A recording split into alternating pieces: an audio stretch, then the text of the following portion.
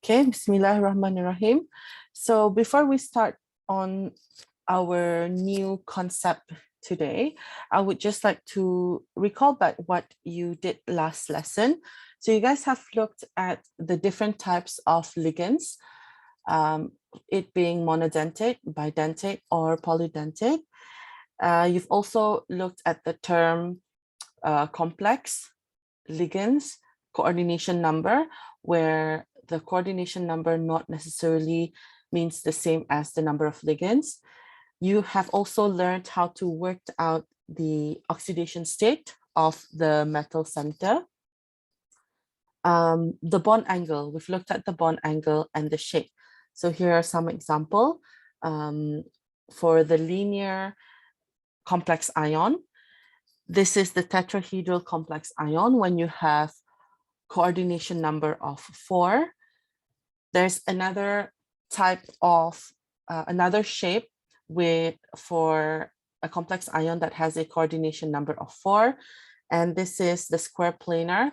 It is typical for platinum and nickel when there is the chloride ions. Okay, and I mentioned last time it's usually common for metals with D8 electronic configuration.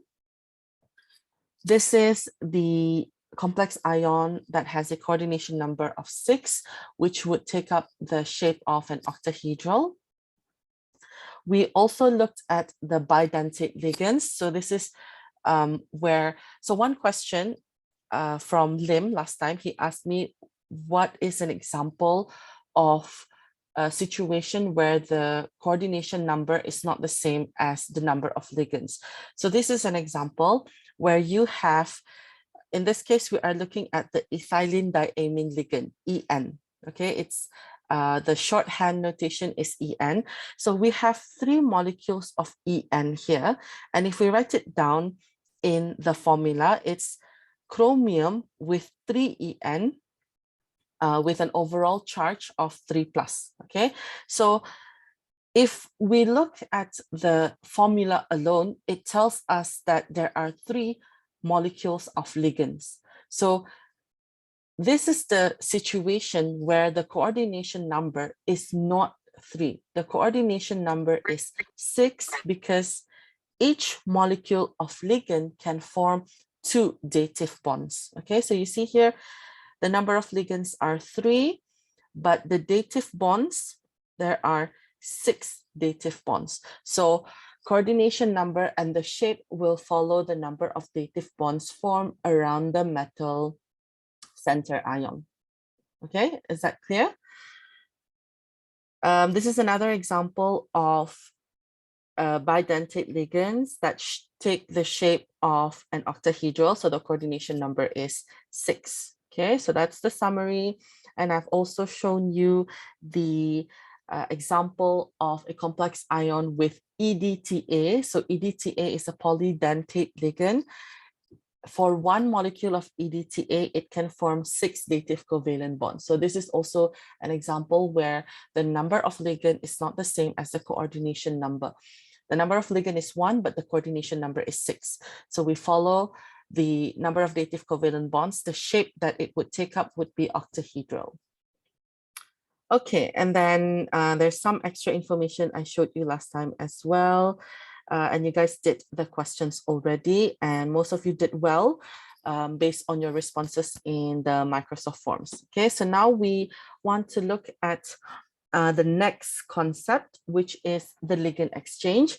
The learning objectives that that was mentioned in your syllabus, okay, is to explain qualitatively. So that means no calculation, no number is involved. Qualitative is usually by looking at the changes in observation, like change in color or change in coordination number or the change in appearance of the substance. Okay, we are going to be only looking at the copper ion complex and the cobalt ion complex. The ligands that we will be looking at is water, ammonia, hydroxide, and chloride. Okay, so that's your learning objective 28.2.7. For the other learning objective that is related to this section is to look at the color observed. So during ligand exchange, what are the colors changing? Okay, so you need to memorize this, and this will be questioned in the exam. Okay, before we start on with our first example, which is copper, we are just going to read some of this information first. Okay, so the ligands in a complex can be exchanged wholly or partially. Wholly means you substitute or you exchange all your original ligands. Partially means out of 6 ligands, maybe only 2 or only 4 out of 6 are being exchanged or substituted. Okay. Exchange of ligands between ammonia and H2O occurs without change in coordination number. So if you all know that, for example, copper with water molecules, the coordination number is 6.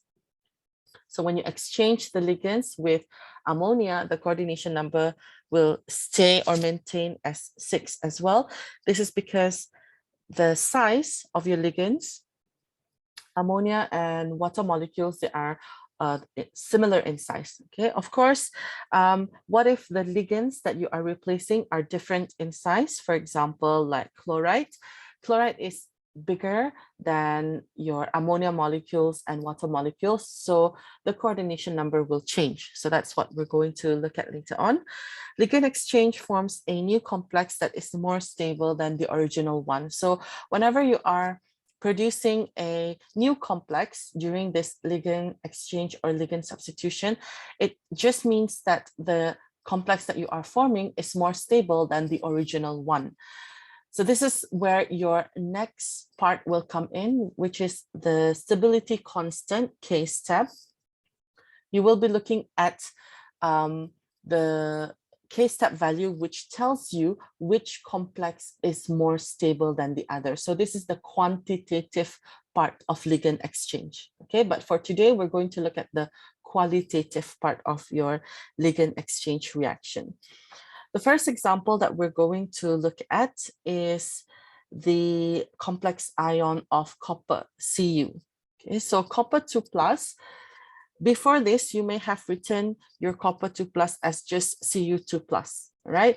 For example, like your copper sulfate, aqueous, it is made up of copper 2 plus and sulfate ion, okay?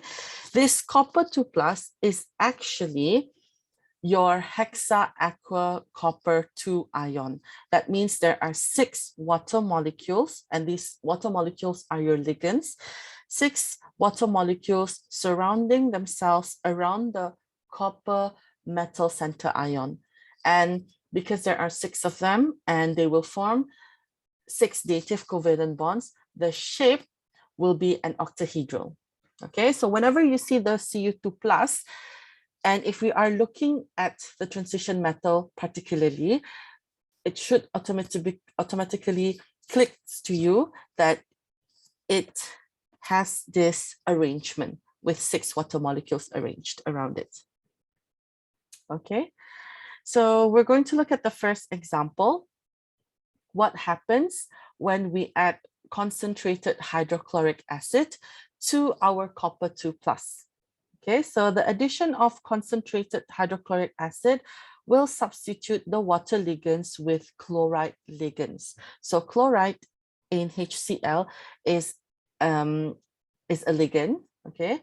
And as I mentioned earlier on, because chlorides are bigger in size compared to your water molecules, the coordination number will change. So if you look at the equation, there are initially 6 water molecules in your complex ion of copper. When we add chloride ions, only 4 chloride ions will be incorporated into the new complex ion. Okay, so that means if you add chlor4, all 6 water molecules will be kicked out, right? So the new complex ion you form will be a CuCl4 with an overall charge of 2-. And since you've already kicked out the 6 water molecules, so that's what you will produce on the site. Okay, so it's like you're releasing the 6 water molecules from the original complex ion. In terms of observation, copper 2+, you know, from your practical already, if you remember, especially qualitative analysis question, a copper 2+ will appear as a blue solution. Chloride will be colorless, as you would have noticed in hydrochloric acid. Copper with 4 chloride ions, you don't have to, you're not expected to know the name, but this Cu with Cl4 is called the tetra. Tetra means 4. Chloro, that's your Cl. Cuprate is your copper with the Roman numeral 2, which indicates the oxidation number of the copper is +2. Okay, and sorry, the color of this solution is a yellow solution. When you write down the appearance of these complex ions, it's not enough to just write down the color. You also have to write down the nature, okay? Whether it's a solution or precipitate, if it's a solid, okay?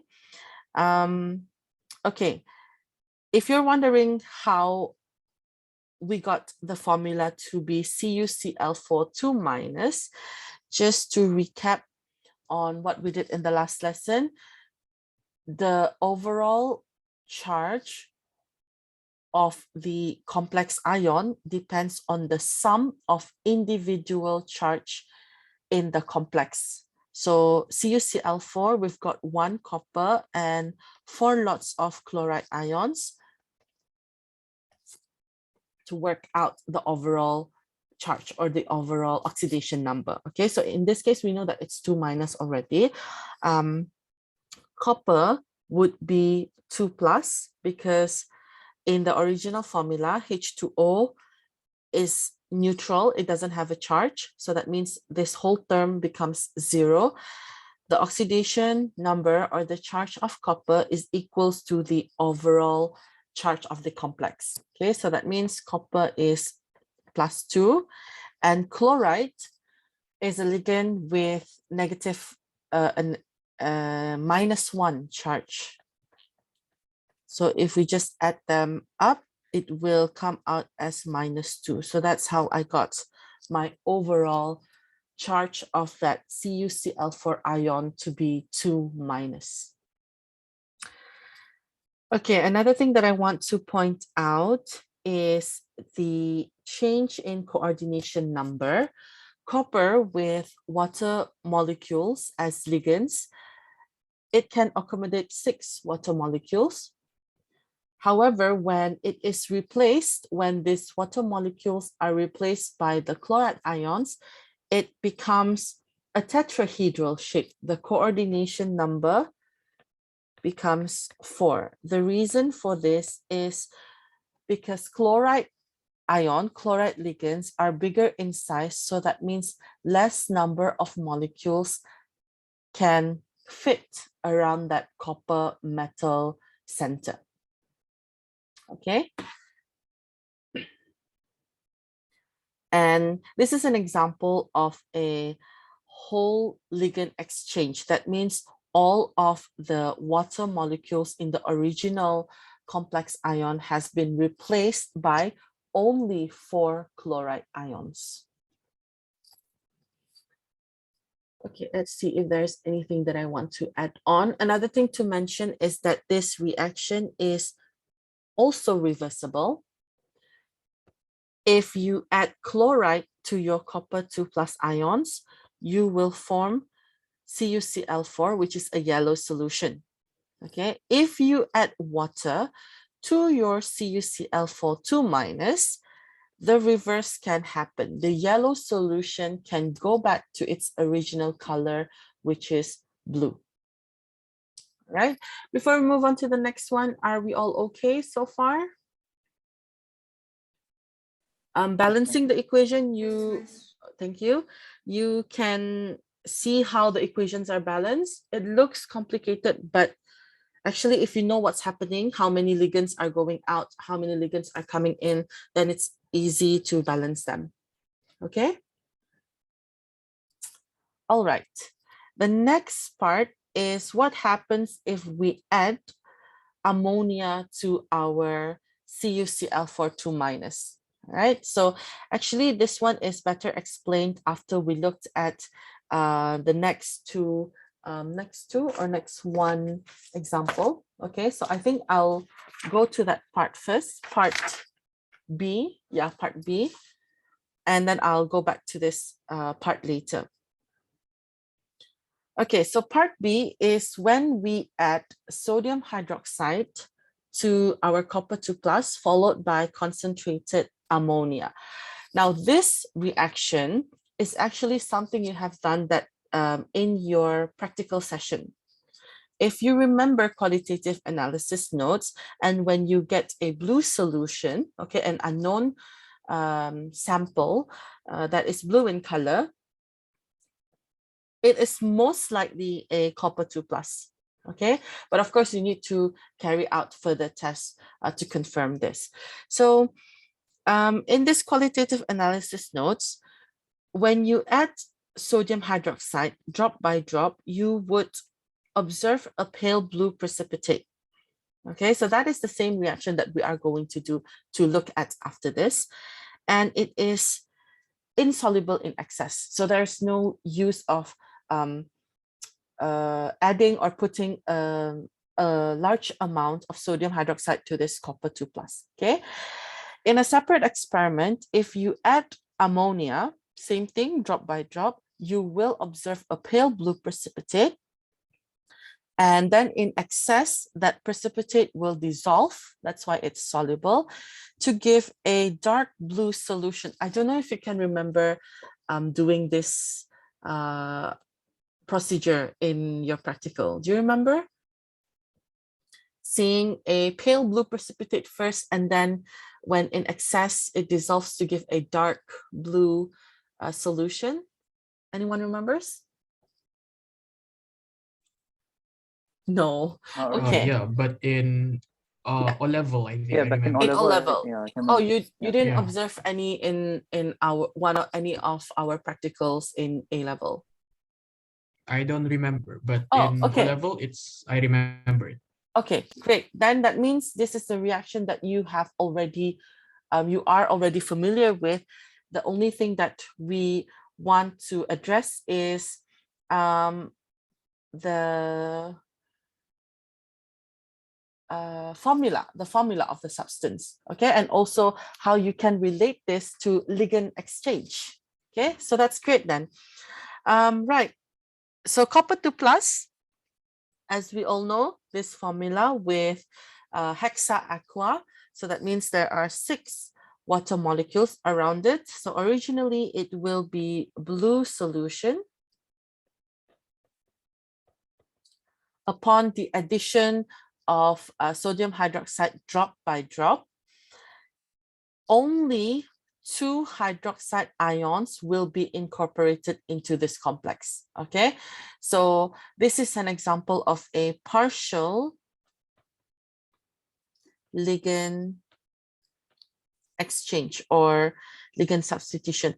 That means out of 6 water molecules, only 2 hydroxide ions will be, only 2 water molecules will be replaced by the hydroxide ions. Yes, okay. So that means if you add in 2 hydroxide ions, 2 water ions would have to be kicked out of the complex. So to balance the equation, there will be 2 water molecules released. And as expected, copper hydroxide is your blue precipitate or here we write it as, let me see, pale blue precipitate, okay? So if you write it as blue precipitate or pale blue precipitate, it should be accepted.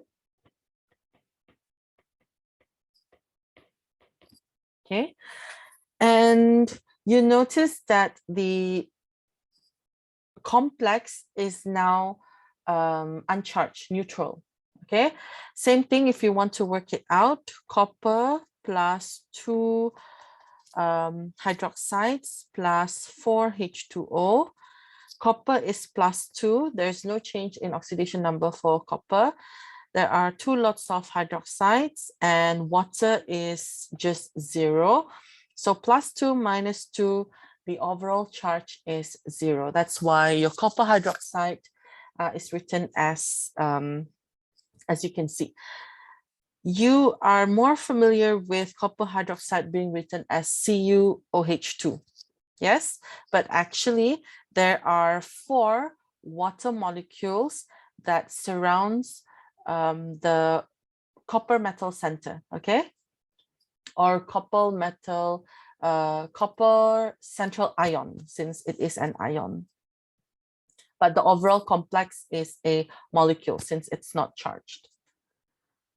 Okay, the coordination number doesn't change. So that implies that water molecules and hydroxide molecules are similar in size. There are some cases, there's some questions in the exam where they accept you writing down the formula CuOH2. Okay, if you forgot to write down the 4 water ligands in that complex formula, it's fine. But I think the problem comes in when you want to balance the equation. Okay, without these 4 molecules of water in that formula, it will be difficult for you to balance. Okay, that equation will not be balanced. So that's why this is the full, it's like the full formula of the complex, whereas the short form and the one that you're familiar with is copper hydroxide. Okay, there is no point in adding excess sodium hydroxide, as I have shown and mentioned to you earlier on, because this pale blue precipitate will not dissolve in excess. However, it will in excess ammonia. Okay, so the pale blue precipitate will dissolve. So now we are looking at copper hydroxide. This time, addition of ammonia, only 4 ammonia will be incorporated, or 4 ammonia will be added to the complex ion. Okay, why is that the case? Well, it's already a fixed number for ammonia to be added to complex ions in a ligand substitution. I will go back shortly to the one that I skipped just now with a CuCl4 2-. Okay, you will see that the number of ammonia ligands added will be the same, which is 4 molecules. Okay, right. So this is again an example of a partial ligand exchange. These 4 ammonia molecules will kick out or will replace the 2 hydroxide ions and 2 molecules of H2O out of 4. Okay, can you see that? And also I've shown you in the diagram where you've got 4 molecules of ammonia and the other 2 is just the water molecule. Okay, most of the time the water molecule is there just so that the complex ion forms an octahedral shape. To balance the equation, if you add 4 ammonia molecule, the other 2 ligands would have to be of water. The products that you would form, since you kicked out 2 water molecules originally, so it will be released, and you've also kicked out 2 hydroxide ions from the original complex molecule. The observation that you should have seen is blue precipitate or pale blue precipitate. It dissolves to form a dark, they use the term deep blue solution or dark blue solution.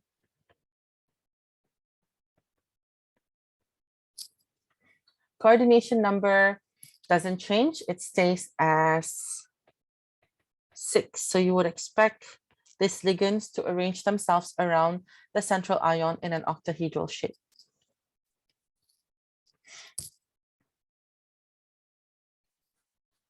Okay, so that's for addition of sodium hydroxide dropwise, and then in excess ammonia. Okay, what if instead of using sodium hydroxide, we use ammonia instead? As you can see in this qualitative analysis notes, addition of ammonia or addition of sodium hydroxide in 2 separate experiments gives you the same pale blue precipitate. So that means it must be the same copper hydroxide being produced.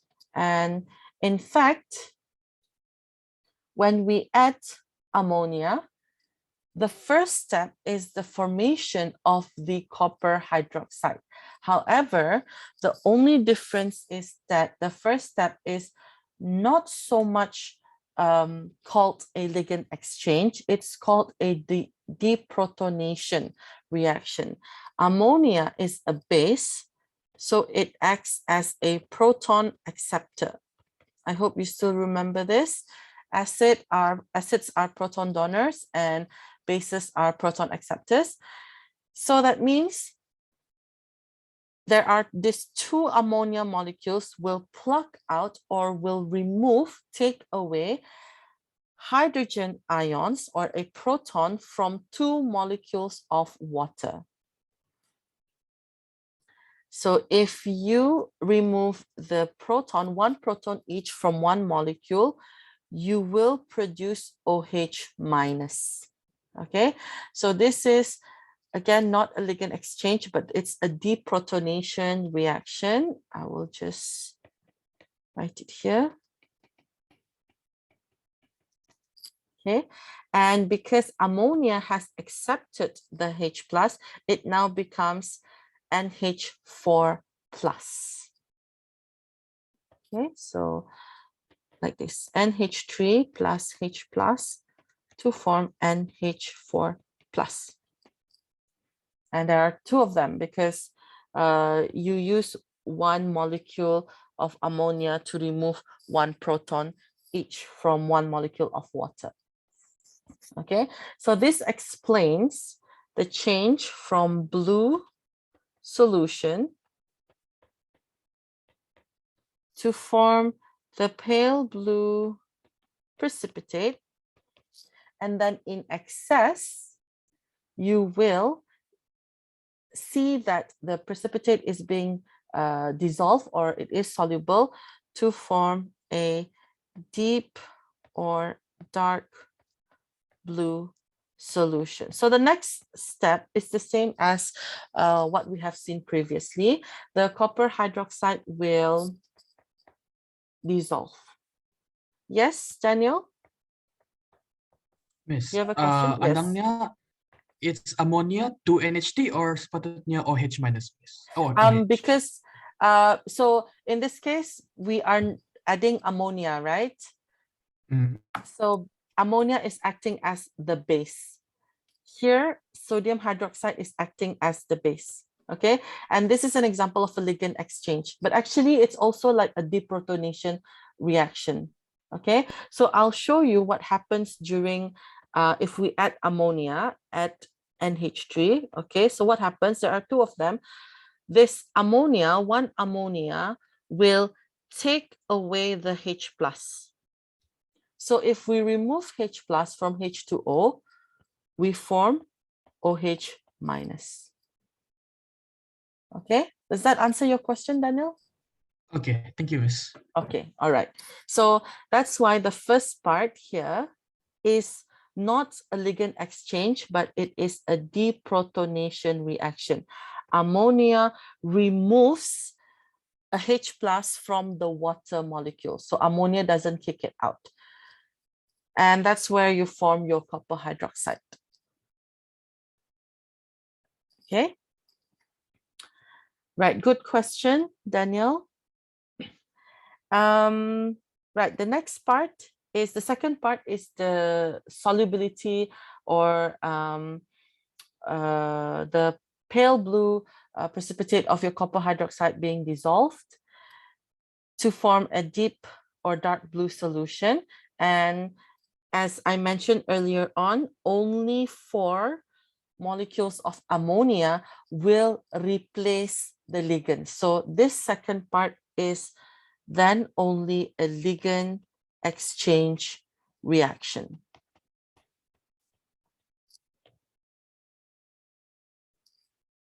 Okay, maybe if it helps, this first part, I can show you what happens during the deprotonation. So we've got 6 water molecule.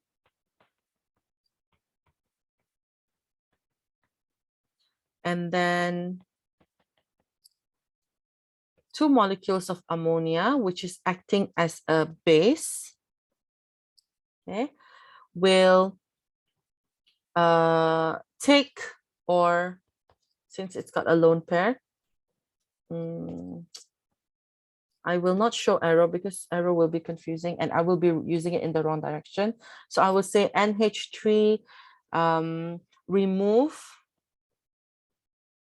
H plus from H2O. That's why you become OH minus. Okay, same thing. If you imagine there's another copy and I'll just paste it. Okay, so maybe another molecule of NH3 will remove the hydrogen plus from the H2O. So that's why you've got 2 ligands that are now hydroxide ions.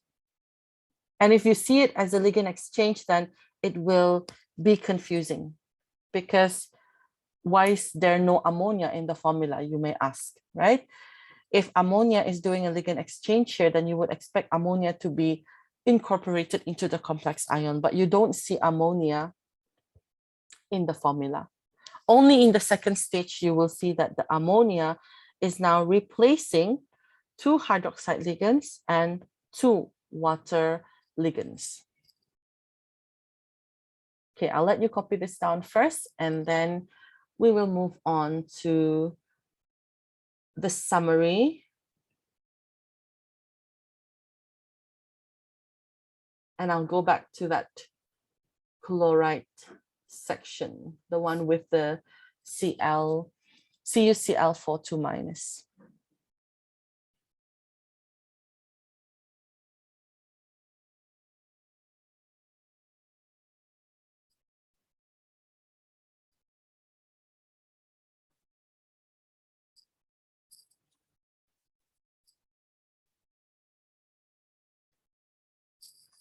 Please let me know when you're done, yeah?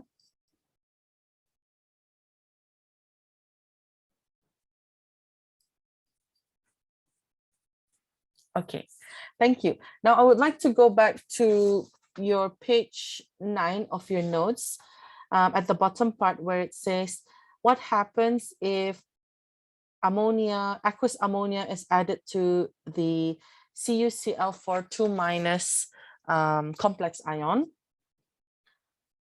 Okay, this part. So when during ligand exchange of the copper complex ions, ammonia will only substitute 4 molecules or will only be incorporated into the complex ions by 4 molecules. Okay, so same thing.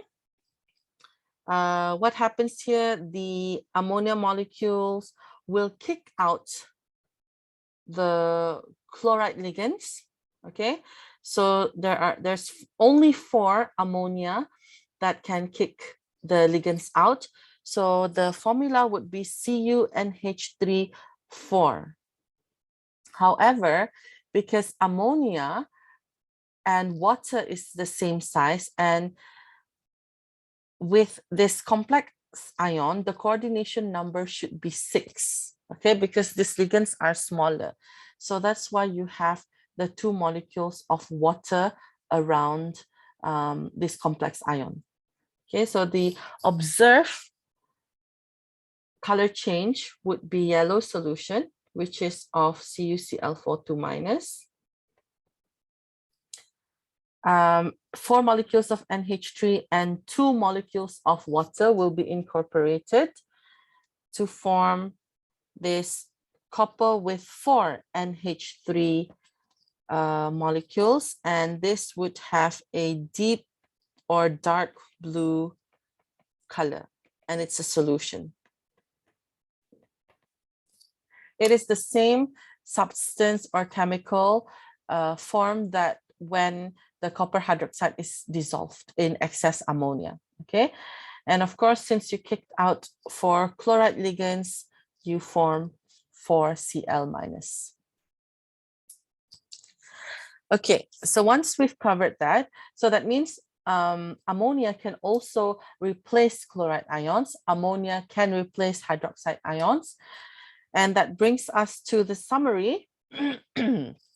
This summary is for the addition of dropwise hydroxide ions or dropwise ammonia ions, ammonia molecules. And then in excess, the precipitate will dissolve into the deep blue solution. So if the question asks you to write down the formula of the precipitate or the solution, you need to draw the complete complex ion. Okay, I don't think we will have enough time to look at the questions, but maybe in the next lesson we will look at exercise 28.1 and you will see what sort of questions can they ask from this ligand exchange concept. Okay, this is a summary for copper complex ions before we move on to the next one, which is the cobalt. You will start with a copper 2+ ion, which is CuH2O6 2+. It appears as blue solution. And these equations are reversible. Again, it depends on the stability of the complex, which we will look at next part of the topic. Okay, if you add chloride ligands, then your blue solution will turn yellow to form the CuCl4 2-. Okay, if you add water to this CuCl4 2-, it will turn blue to form the copper 2+ ions. Same thing, you can also start from copper 2+, you add ammonia dropwise, you form precipitate first. In excess, you form this dark blue solution, which has the formula of CuNH3 H2O2 2+. Okay. If you add ammonia solution to your yellow solution of CuCl4 2-, what happens? It will produce the dark blue solution of Cu with 4 ammonia molecules and 2 water molecules 2+. So they can go from one color to another, provided that the product you are forming is a stable complex. If it's not a stable complex, then the reaction will probably not happen. For example, going from this dark blue solution to a light blue solution of copper 2+. Okay, we need to look at the K step values. If the K step values is small, then that means this reaction possibly cannot happen. Okay, so they are all reversible reactions, but I have written it as a single arrow in your notes because usually the exam questions ask you to write down the equation that represents the change in color. For example, from blue solution of copper to a yellow solution of copper. So when you write down the equation, obviously you would write it down in a single, using a single arrow. Okay. Okay, so this is again also a summary of the deprotonation reaction, how you go from copper 2+ to copper hydroxide, and then later on in excess. Okay, next we want to look at the ligand exchange in complex ion of cobalt. Okay, so please be careful to not confuse your copper with cobalt, as they are similar, okay, in terms of the spelling and the formula. So cobalt 2 plus in aqueous state means that the cobalt, oh, that's the chromium. Sorry, it should say cobalt. Okay, so I'll just change that. And this cobalt is surrounded by 6 water molecules, and it takes up the shape of an octahedral, and it appears as a pink solution. Okay, same thing, we're going to look at the ligand exchange when we add hydrochloric acid later on. We'll start with sodium hydroxide first, and then ammonia. Okay, so what happens when you add sodium hydroxide to the cobalt complex ion?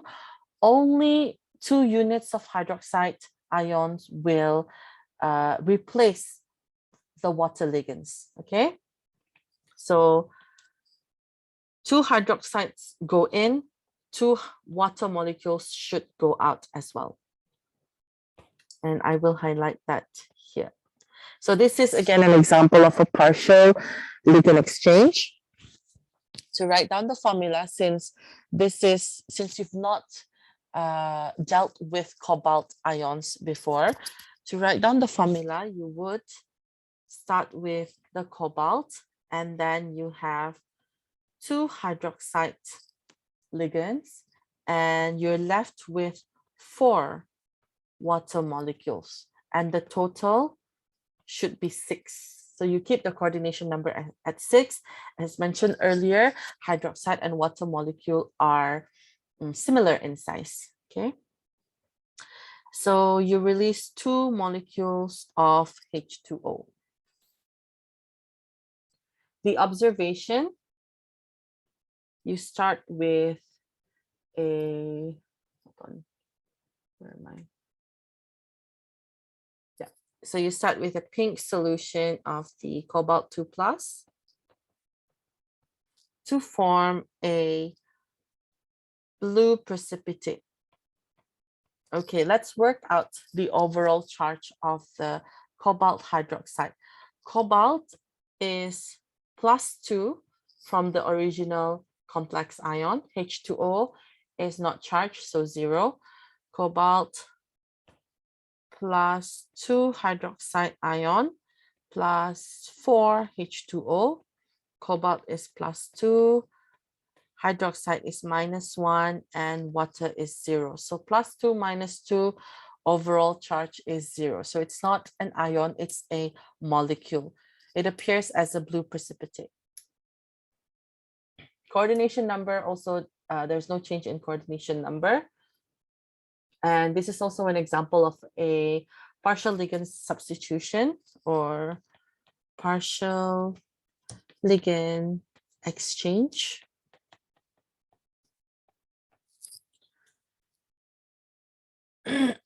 Okay, so in the next slide, I will show you the anticipated color change if you were to carry out this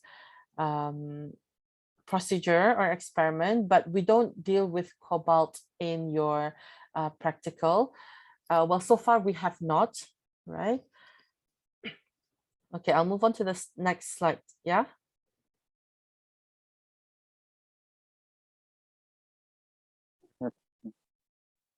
Are you done? Yes. Okay. So this is the color of cobalt ions, which is pink. And when you add hydroxide ions, no matter how much excess you add hydroxide ions, only 2 units of these ligands will be incorporated into the cobalt complex.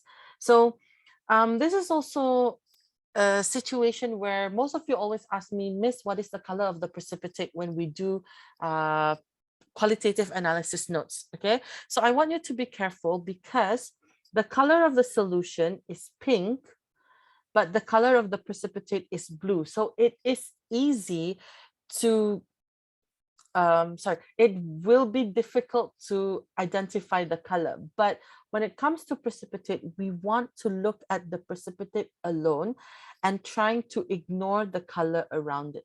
Now for this, in this diagram, it's easy to see. okay, because it's very distinctive. The pink and the blue is very distinctive. But when it comes to your practical procedure, usually it's not as, there's no clear distinction between these two colors of the solution and colors of the precipitate. So here's a good example where the color of the solution may be different from the color of the precipitate, and you will have to be careful. We only want to take the color of the precipitate. In this case, it's a blue precipitate. Okay. Another thing that I want to mention is, oh, I've already mentioned that no matter how much excess sodium hydroxide you add, only 2 units of hydroxide will be incorporated. Okay. Next example is, what if I add ammonia? Okay, so ammonia, when I add ammonia to my cobalt complex ion, CO2 plus, this time 6 molecules of ammonia can be incorporated into the complex. Just now for copper, only 4. Okay, that's a fixed number. That's a fixed number that you have to memorize. So chloride just now for copper would be 4. For hydroxide, it would be 2. For ammonia, it would be 4 molecules. Now, for cobalt, hydroxide is still 2. Ammonia is 6. That means this is a whole ligand exchange. Okay, all 6 water molecules will be replaced by the 6 ammonia molecules. So you kick out 6 water molecules, you produce 6 H2O. And it's CO with 6 ammonia molecules with a charge of 2 plus. So the oxidation number, or the oxidation state of your transition metals, should not change, because if it changes, then it becomes an oxidation reaction, a redox reaction. Okay. But this is not a redox reaction, and we are only replacing or exchanging the ligands around the complex ions.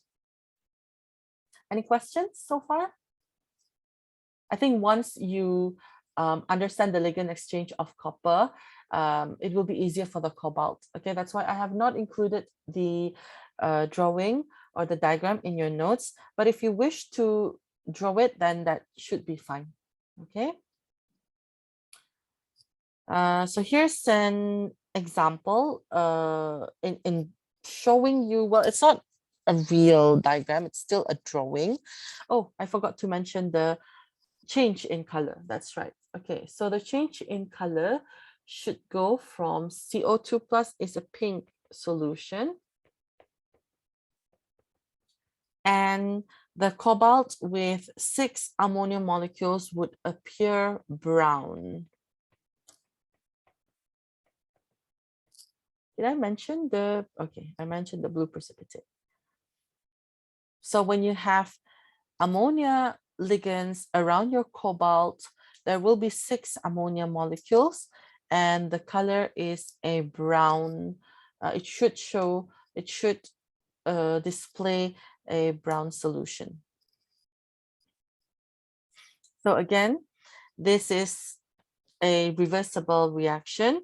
If you add ammonia to the cobalt 2 complex, you would change the solution from pink to brown.